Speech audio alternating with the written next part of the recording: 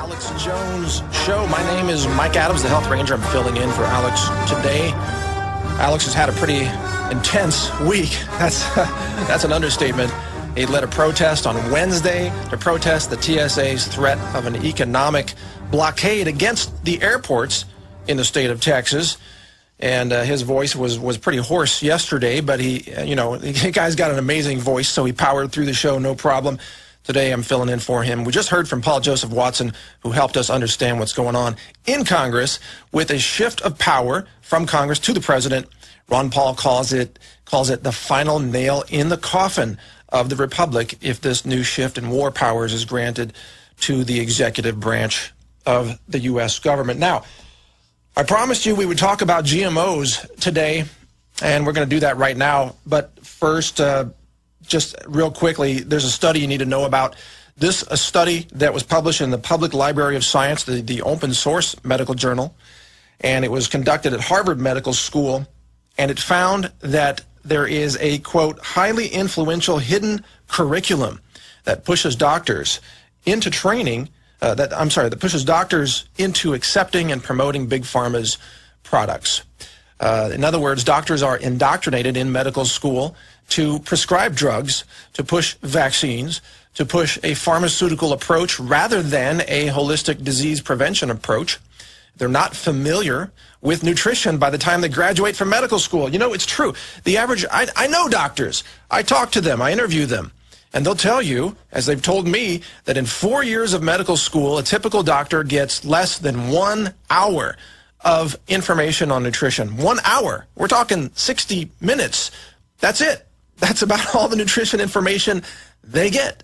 If you're watching on prisonplanet.tv, we have this up on the website. Harvard Medical School professors are paid big bucks by Big Pharma to push meds because they don't understand nutrition. They're only taught about pharmaceuticals, so that's what they push. Kind of sad, actually, because you really want to control healthcare costs in America? Get nutrition legalized. Legalize health freedom so that people can have access to the solutions to cancer. We know how to prevent cancer easily. We also know how to cure cancer in many cases using non-conventional, non-chemical treatments. I mean, it's funny. You look at Fukushima fallout, and we talked about Chernobyl fallout from 1986, and they said how many hundreds of thousands of people are going to get cancer from that. One of the doctors said, well, 470,000 people, their cancers will be treatable. Well, if you get cancer from radiation, what do they treat your cancer with? More radiation. It's insane. In fact, the amount of radiation you get in radiotherapy is orders of magnitude larger than the amount of radiation that you're exposed to even as a TEPCO worker inside the Fukushima nuclear power facility right now. That's how much radiation you get in radiotherapy. I didn't mean to get off track, but the cancer treatment industry is all about radiation. I mean, come on. If radiation gave you cancer, how can it cure your cancer? It can't. Toxic chemicals can't cure your cancer. But getting on to GMOs, just a shocking news study came out, published in the journal Reproductive Toxicology. And this study is just blowing people's minds. It says 93% of unborn babies are contaminated with GMO toxins. Before you're even born, you're already contaminated with GMOs. That's what's happening, 93%. We have other information here about the Bt insecticide, which is generated by genetically modified crops. They actually grow their own insecticides in their plant fibers to fend off insects. So they're growing their own insecticides because they're GMOs. Well, these Bt insecticides are now being found in human blood. And we will discuss more of this as we continue here on the Alex Jones Show. On the other side of this break, we have a couple of important news items, but more on GMOs when we return. Stay with us. Welcome back to the Alex Jones Show. I'm filling in for Alex today. My name is Mike Adams, the Health Ranger. We have been talking about some health issues, and we're going to continue to cover GMOs because of this breaking research that shows, and I have a small correction here, I said 93% of unborn babies are contaminated with GMO toxins. That's actually 80%. The 93% is the pregnant women, their bodies. 93% of expectant mothers are contaminated with GMOs because of what they're eating, and we will talk about where all these GMO toxins are coming from in your food. it's hard to get back to GMOs, but I got to cover that. It's very frustrating, obviously, to see what's happening in America today. But look, the GMO issue is just as important because this is a widespread contamination of our entire food supply. Now we're seeing the Bt toxin in the blood of fetuses, in the blood of expectant mothers. And this is even from people who think they're not eating GMOs. How are you getting it? Here's how it works. If you're out there buying, let's say, beef or pork or chicken, you might think, hey, the cow isn't genetically modified. The chicken's not genetically modified. Well, not yet anyway. If you give it a few more years, they probably will be too. But the cows are being fed GMO corn. The chickens are fed GMO corn and soy. And the pork, they're being fed, the pigs are being fed GMOs. So the GMOs are being concentrated in the bodies of these animals so that when you buy the beef or you buy the chicken or you buy the pork and you eat that, you are eating a concentrated source of the Bt toxin that's generated by the seeds from the GMO crops. This is something that not a lot of people recognize. They don't realize this, that it's coming through the meat as well. Now, you can get safe meat. You can get grass-fed, free-range, 100% locally grown organic beef. It doesn't even have to be organic. If it's just free-range, grass-fed, local beef, I implore you, go down to your farmer's market on this Saturday, tomorrow, and find a source for some local grass-fed beef. If you eat beef, get it where it's safe. Don't get beef that comes out of a factory, an animal food factory where they're fattened up with GMO corn because they're just concentrating the poisons from the GMOs. Now, the GMOs, look at this. They are now poisons in the bodies of a whole generation of children. We're getting close to 100% contamination of North Americans with GMOs. That's how bad it has become. And it's not just about poisoning us with the GMOs. It's also about controlling the food supply. Because the farmers are being told that if you don't buy the GMO seeds, then when the GMOs contaminate your fields, you're going to be sued by the GM seed companies. So they're being economically terrorized, much in the same way that the TSA is terrorizing the state of Texas economically by threatening to shut down the airports. The GMO seed companies do much of the same thing to the farmers. So the farmers give in far too often. They believe the lies. They believe that the GMOs will produce more crops, and then they have a crop failure. In India today, I don't know how many suicides. It's something like 30,000 suicides a year from farmers who were growing GMO crops, and then they had crop failures, and it didn't produce what was promised. It's a big lie about the GMOs. They say that the GMOs are going to feed the world. No, they're not. They're going to poison the world. And we're seeing the evidence right now with the Bt toxin in the blood of expectant mothers and in the fetuses, in the unborn babies who are born contaminated with GMOs. Stay with us here on the Alex Jones Show. There's much more on the other side of this break. Welcome back, folks, to the Alex Jones Show. I'm Mike Adams, the Health Ranger, filling in for Alex today. We've been talking about GMOs and a number of fascinating topics.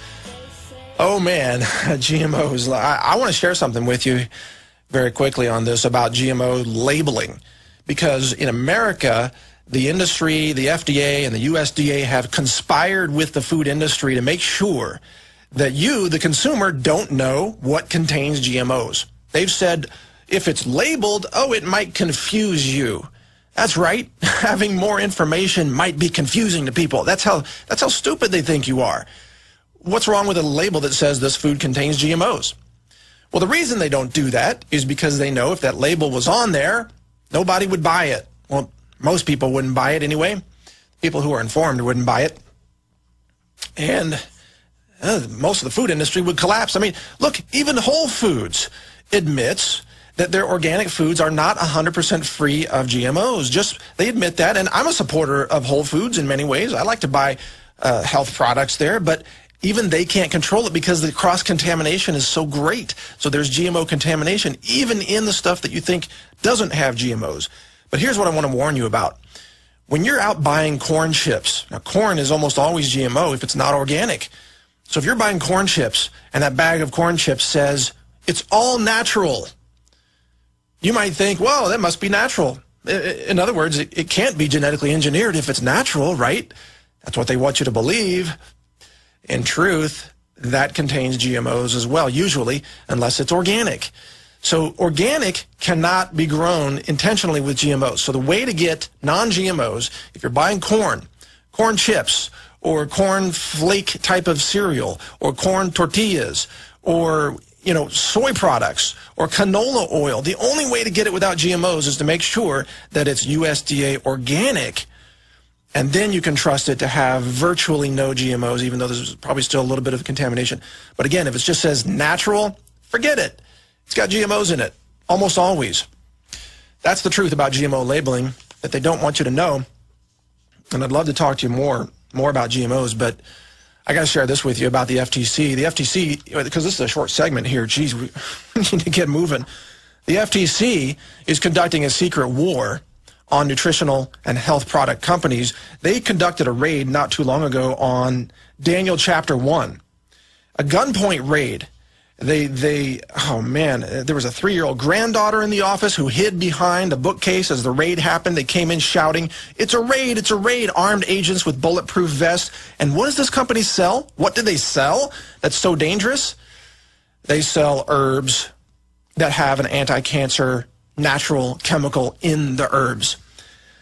That's right. One of the things that the search warrant was looking for that was used by the federal government to conduct this raid was, quote, any representation that any Daniel Chapter 1 product can be used to prevent, treat, cure, or mitigate any illness in man or other animal.